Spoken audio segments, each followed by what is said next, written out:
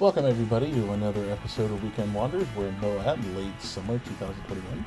We apparently have to designate shade and interesting art cars. As always, my co-driver for this week is Yoop, the Adventure Alpaca, as we head down Kane Creek. See some interesting switchbacks. I have no idea how some people got RVs down this way.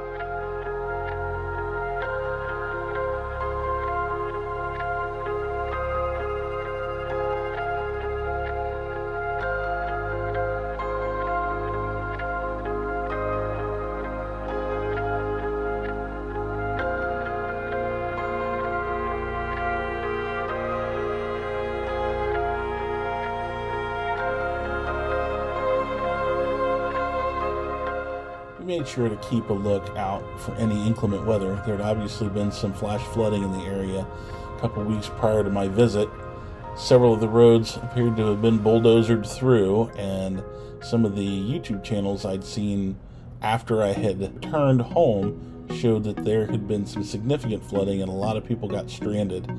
It took some pretty big excavation equipment to get them out of where they were stuck.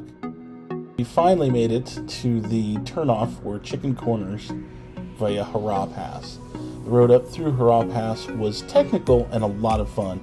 Once we climbed up onto the incline and got above the floor of the valley, it really began to open up and you were overlooking the Cane Creek Road that we came in on before we got to the road signs. I would like to take a moment and mention there was quite a bit of traffic up to the top of Hurrah Pass. Saw several other vehicles, even saw a truck with a full-size camper on it. From the top of the pass, you're overlooking the potash drying ponds on the other side of the Colorado River. They're created by pumping water down into the mineral layer and dissolving it, floating it up onto the surface and then into the ponds, where it's later collected that you can see in my other video. Once you get down into the bottom of the valley, you get down near where the whitewater rafters camp is. You get into some loose sand. It was some of the very first loose sand I experienced in the entire trip.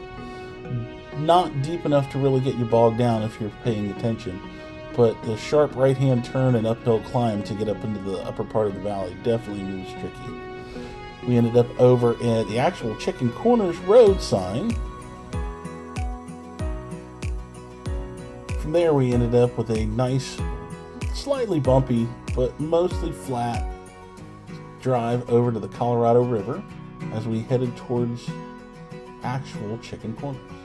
A little bit of history. The reason they call it Chicken Corners is the original tour guides would drive back through there, and if a client didn't have enough courage, they would chicken out and walk the path rather than ride the path. It's about 500 feet from the edge of the very narrow off-camber trail to the bottom of the Colorado River.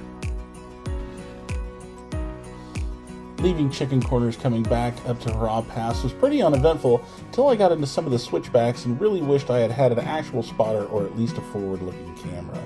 There was more than one instance where I was less than 3 inches off of the edge of the cliffside. Once the evening started to fall, I took a little trip down the street from Dane Cabins where I was staying. Got to see an amazing sunset, so many colors. There was a storm coming in that night. Ended up actually causing them to have snow for the first time that year on the mountains. And what I thought was trucks driving by while I was asleep in the camper were actually bowling ball-sized boulders rolling around in the creek. Everything from the Sal Mountains takes about 2.5 to 3 hours to get down to the little creek in Moab. So once you see it start raining up in the mountains, you gotta get moving or you're gonna get stuck.